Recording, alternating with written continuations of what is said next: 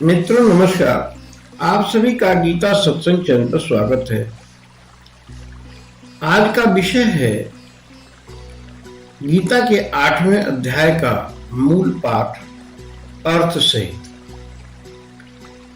तो सबसे पहले इस अध्याय का नाम अक्षर ब्रह्मयुग क्यों रखा गया, इस पर विचार करते हैं। भगवान का नाम ओम है और अक्षर ब्रह्म भी कहते हैं। इस अध्याय में भगवान के सगुण निर्गुण स्वरूप का और ओंकार का वर्णन है, इसलिए इस अध्याय का नाम अक्षर ब्रह्मयुग रखा गया है। 7वें अध्याय के 29वें और 30वें श्लोक में वर्णित ब्रह्म, अध्यात्म, कर्म, अधिभूत, अधिदैव और अधियज्ञ इन 6 का तथा प्रयाण काल में भगवान के जानने की बात का रहस्य भली भांत न समझने के कारण भगवान ने 8वें अध्याय के प्रारंभ में पहले 2 श्लोकों में अर्जुन उपर्युक्त 7 विषयों को समझने के लिए भगवान से 7 प्रश्न करते हैं। अर्जुनवाच किम तद ब्रह्म किम अध्यात्मम् किम कर्म पुरुषोत्तम अधिभूतं च किम प्रोक्तम अधिदैवं किमुच्यते। अर्जुन ने कहा, हे पुरुषोत्तम, वह ब्रह्म क्या है, अध्यात्म क्या है, कर्म क्या है, अधिभूत नाम से क्या कहा गया है और अधिदैव किसको कहते। अधियज्ञ कथम कोत्र देहेऽस्मिन् मधुसूदन प्रयाण काले च कथम ज्ञेयोऽसि नियतात्मभिः। हे मधुसूदन, यहाँ अधियज्ञ कौन है और वह इस शरीर में कैसे है तथा युक्त चित्त वाले पुरुषों द्वारा अंत समय में आप किस प्रकार जानने में आते हैं। अर्जुन के इन 7 प्रश्नों में से भगवान अब पहले ब्रह्म, अध्यात्म और कर्म विषय 3 प्रश्नों का उत्तर अगले श्लोक में क्रमशः संक्षेप में देते हैं। श्री भगवान उवाच अक्षरं ब्रह्म परमं स्वभावोऽध्यात्म उच्यते भूत भावोद्भव करो विसर्गः कर्म संगितः। श्री भगवान ने कहा, परम अक्षर ब्रह्म है। अपना स्वरूप अर्थात जीवात्मा अध्यात्म नाम से कहा जाता है तथा भूतों के भाव को उत्पन्न करने वाला जो त्याग है वह कर्म नाम से कहा गया है। अब भगवान अधिभूत, अधिदैव और अधियज्ञ विषयक प्रश्नों का उत्तर क्रमशः देते हैं। 8वें अध्याय का 4था श्लोक। अधिभूतं क्षरो भावः पुरुषश्चाधिदैवतम् अधियज्ञ अहमेवात्र देहे देहभृतांबर। उत्पत्ति, विनाश, धर्म वाले सब पदार्थ अधिभूत हैं। हिरणमय पुरुष अधिदैव है और हे देहधारियों में श्रेष्ठ अर्जुन, इस शरीर में मैं वासुदेव ही अंतर्यामी के रूप में अधियज्ञ हूँ। इस प्रकार अर्जुन के 6 प्रश्नों का उत्तर दे दिया। अब भगवान अंतकाल संबंधी 7वें प्रश्न का उत्तर आरंभ करते हुए श्लोक नंबर 5 में कहते हैं, अंतकाले च मामेव स्मरन् मुक्त्वा कलेवरम् जः प्रयाते स मद्भावम् जाति नास्त्यत्र संशय। जो पुरुष अंत काल में मुझको स्मरण करता हुआ शरीर को त्याग कर जाता है वह मेरे साक्षात स्वरूप को प्राप्त होता है, इसमें कुछ भी संशय नहीं है।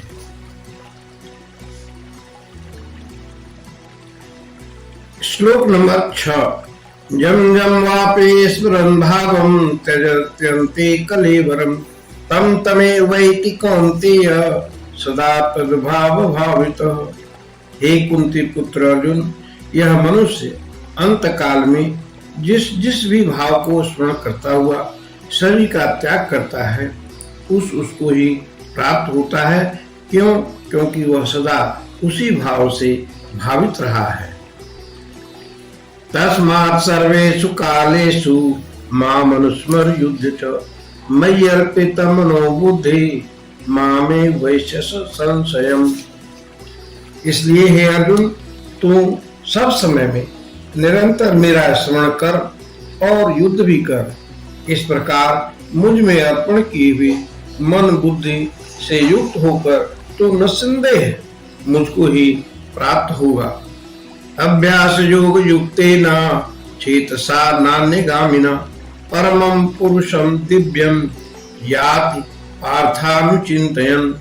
हे पार्थ, यह नियम है कि परमेश्वर के ध्यान के अभ्यास रूप योग से युक्त दूसरी ओर जाने वाले चित्त से निरंतर चिंतन करता हुआ मनुष्य परम प्रकाश स्वरूप दिव्य पुरुष को अर्थात परमेश्वर को ही प्राप्त होता है। दिव्य पुरुष की प्राप्ति बतलाकर अब उसका स्वरूप 9वें श्लोक में बतलाते हैं। कविम पुराणम मनुशासितारम मनोरणीयांस मनोहरेद्यः सर्वस्य धातारम चिन्त्य रूपम आदित्य वर्णम तमसः परस्तात्। अर्थात जो पुरुष सर्वज्ञ अनादि सबके नियंता सूक्ष्म से भी अति सूक्ष्म सबके धारण पोषण करने वाले अचिंत्य स्वरूप सूर्य के सदृश नित्य चेतन प्रकाश रूप और अविद्या से अति परे शुद्ध सच्चिदानंद घन परमेश्वर को स्मरण करता है। परम दिव्य पुरुष का स्वरूप बतलाकर अब साधन की विधि और फल को 10वें श्लोक में बतलाते हैं। प्रयाण काले मनसाचरेण भक्त्या युक्तो योग बलेन चैव भ्रूर्मध्ये प्राणमावेश सम्यक सतम परम पुरुषमुपैति दिव्यम। वह भक्ति भाव युक्त पुरुष अंत काल में योग बल से भ्रुकुटी के मध्य में प्राण को अच्छी प्रकार स्थापित करके फिर निश्चल मन से स्मरण करता हुआ उस दिव्य स्वरूप परम पुरुष परमात्मा को ही प्राप्त हो जाता है। श्लोक नंबर 11। यदक्षरं वेद विदो वदन्ति विशन्ति यदतयो वीतरागा यदीक्षन्तो ब्रह्मचर्यं चरन्ति तत्ते पदम संग्रहेण प्रवक्षे। अर्थात वेद के जानने वाले विद्वान जिस सच्चिदानंद घन रूप परम पद को अविनाशी कहते हैं, आसक्ति रहित यत्नशील सन्यासी महात्मा जन जिसमें प्रवेश करते हैं और जिस परम पद को चाहने वाले ब्रह्मचारी लोग ब्रह्मचर्य का आचरण करते हैं, उस परम पद को मैं तेरे लिए संक्षेप में कहूंगा। पूर्व श्लोक में जिस विषय का वर्णन करने की प्रतिज्ञा की थी, अब 2 श्लोकों में 12वें और 13वें में उसी का वर्णन करते हैं। सर्वद्वाराणि संयम्य मनो हृदय निरुद्य च मूर्ध्यान्य धायात् पुनः प्राणाम अस्तितो योग धारणाम ओमित्येकाक्षरं ब्रह्म व्याहरन् माम अनुस्मरन् यः प्रजाते त्यजन् देहं स जाते परमां गतिम्। सब इंद्रियों के द्वारों को रोक तथा मन को हृदय में स्थिर करके फिर उस जीते हुए मन के द्वारा प्राण को मस्तक में स्थापित करके परमात्मा संबंधी योग धारणा में स्थित होकर जो पुरुष ओम इस एक अक्षर रूप ब्रह्म को उच्चारण करता हुआ और उसके अर्थ स्वरूप मुझ निर्गुण ब्रह्म का चिंतन करता हुआ शरीर को त्याग कर जाता है और पुरुष परम गति को प्राप्त होता है।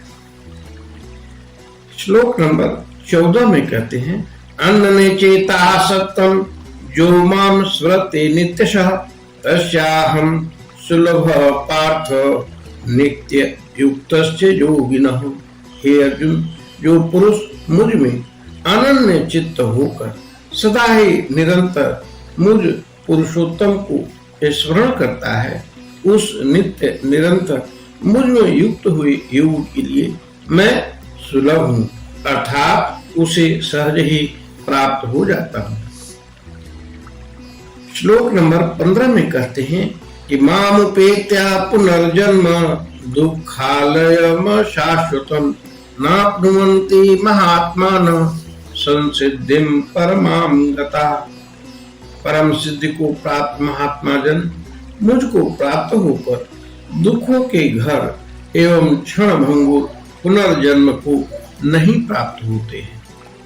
श्लोक नंबर 16, आ ब्रह्म भुवना लोका पुनरावर्तिनो अर्जुन मामुपेत्य तु कौन्तेय पुनर्जन्म न विद्यते। हे अर्जुन, ब्रह्मलोक पर्यंत सब लोग पुनरावर्ती हैं, परंतु हे कुंती पुत्र, मुझको प्राप्त होकर पुनर्जन्म नहीं होता। क्यों? क्योंकि मैं कालातीत हूँ और ये सब ब्रह्मादि के लोग काल के द्वारा सीमित होने से अनित्य है। सहस्रयुग पर्यंतम महार्यत् ब्रह्मणो विदुः रात्रिम युग सहस्त्रांतम तेहो रात्र विदो जना। ब्रह्मा का जो एक दिन है उसको 1000 चतुर्युगी तक की अवधि वाला और रात्रि को भी 1000 चतुर्युगी तक की अवधि वाली जो पुरुष तत्व से जानते हैं, वे योगी जन काल के तत्व को जानने वाले हैं। श्लोक नंबर 18, अव्यक्ताद्व्यक्तयः सर्वा प्रभवन्त्यः हरागमे रात्र्यागमे प्रलीयन्ते तत्रैवाव्यक्त संज्ञके। अर्थात संपूर्ण चराचर भूतगण ब्रह्मा के दिन के प्रवेश काल में अव्यक्त से अर्थात ब्रह्मा के सूक्ष्म शरीर से उत्पन्न होते हैं और ब्रह्मा की रात्रि प्रवेश काल में उस अव्यक्त नामक ब्रह्मा के सूक्ष्म शरीर में ही लीन हो जाते हैं। भूतग्राम स एवायम भूत्वा भूत्वा प्रलीयते रात्यागमे वशः पार्थ प्रभवत्यहरागमे। अर्थात हे पार्थ, वही यह भूत समुदाय उत्पन्न होकर प्रकृति के वश में हुआ रात्रि के प्रवेश काल में लीन होता है और दिन के प्रवेश काल में फिर उत्पन्न होता है। तो पीछे बताया कि ब्रह्मा की रात्रि के आरंभ में जिस अव्यक्त में समस्त भूत लीन होते हैं और दिन का आरंभ होते ही जिससे उत्पन्न होते हैं, वही अव्यक्त सर्वश्रेष्ठ है या उससे बढ़कर कोई दूसरा और है, यह एक जिज्ञासा है। इस पर भगवान ने कहा, श्लोक नंबर 20, परस्तस्मात् भावोऽन्यो अव्यक्तो व्यक्तात् सनातन जस सर्वेषु भूतेषु नश्यत्सु न विनश्यति। उस अव्यक्त से भी अति परे दूसरा अर्थात विलक्षण जो सनातन अव्यक्त भाव है, वह परम दिव्य पुरुष सब भूतों के नष्ट होने पर भी नष्ट नहीं होता। श्लोक नंबर 21 में कहते हैं, अव्यक्तोऽक्षर इत्युक्तस्तमाहो परमां गतिं यं प्राप्य न निवर्तन्ते तद्धाम परमं मम। जो अव्यक्त अक्षर इस नाम से कहा गया है, उसी अक्षर नामक अव्यक्त भाव को परम गति कहते हैं तथा जिस सनातन अव्यक्त भाव को प्राप्त होकर मनुष्य वापस नहीं आते, वह मेरा परम धाम है। श्लोक नंबर 22 में कहते हैं, पुरुषः स परः पार्थ भक्ता लभ्यस्त्वनन्यया यस्यान्तः स्थानि भूतानि येन सर्वमिदं ततम्। हे पार्थ, जिस परमात्मा के अंतर्गत सर्वभूत हैं और जिस सच्चिदानंद घन परमात्मा से यह सब जगत परिपूर्ण है, वह सनातन अव्यक्त परम पुरुष तो अनन्य भक्ति से ही प्राप्त होने योग्य है। यत्र काले त्वनावृत्तिम आवृत्तिम चैव योगिनः तयाता जानति तं कालम बक्ष्यामि भरतर्षभ। हे अर्जुन, जिस काल में शरीर त्याग कर गए हुए योगी जन तो वापस न लौटने वाली गति को, और जिस काल में गए हुए वापस लौटने वाली गति को ही प्राप्त होते हैं, उस काल को अर्थात दोनों मार्गों को कहूंगा। पूर्व श्लोक में जिन दो मार्गों का वर्णन करने की प्रतिज्ञा की गई, उनमें से जिस मार्ग से गए हुए साधक वापस नहीं लौटते, उसका वर्णन करते हुए श्लोक नंबर 24 में भगवान कहते हैं, अग्निज्योतिरः शुक्लः षण्मासा उत्तरायणम् तत्र प्रयाता गच्छन्ति ब्रह्म ब्रह्म विदो जनाः। जिस मार्ग में ज्योतिर्मय अग्नि अभिमानी देवता है, दिन का अभिमानी देवता है, शुक्ल पक्ष का अभिमानी देवता है और उत्तरायण के 6 महीनों का अभिमानी देवता है, उस मार्ग में मरकर गए हुए ब्रह्मवेत्ता योगी जन उपयुक्त देवताओं द्वारा क्रम से ले जाए जाकर ब्रह्म को प्राप्त होते हैं। श्लोक नंबर 25 में कहते हैं, धूमो रात्रिस्तथा कृष्णः षण्मासा दक्षिणायनम् तत्र चांद्रम संज्योति योगी प्राप्य निवर्तते। जिस मार्ग में धूम अभिमानी देवता है, रात्रि का अभिमानी देवता है तथा कृष्ण पक्ष का अभिमानी देवता है और दक्षिणायन के 6 महीनों का अभिमानी देवता है, उस मार्ग में मरकर गया हुआ सकाम कर्म करने वाला योगी उपयुक्त देवताओं द्वारा क्रम से ले गया हुआ चंद्रमा की ज्योति को प्राप्त होकर स्वर्ग में अपने शुभ कर्मों का फल भोग कर वापस आता है। श्लोक नंबर 26, शुक्र कृष्णे गति हेते जगतः शाश्वते मते एकया यातना वृत्तिम अन्यन्या वर्तते पुनः। क्योंकि जगत की ये 2 प्रकार के शुक्ल और कृष्ण अर्थात देवयान और पितृयान मार्ग सनातन माने गए हैं, इनमें एक के द्वारा गया हुआ जिससे वापस नहीं लौटना पड़ता उस परम गति को प्राप्त होता है और दूसरे के द्वारा गया हुआ फिर वापस आता है अर्थात जन्म मृत्यु को प्राप्त होता है।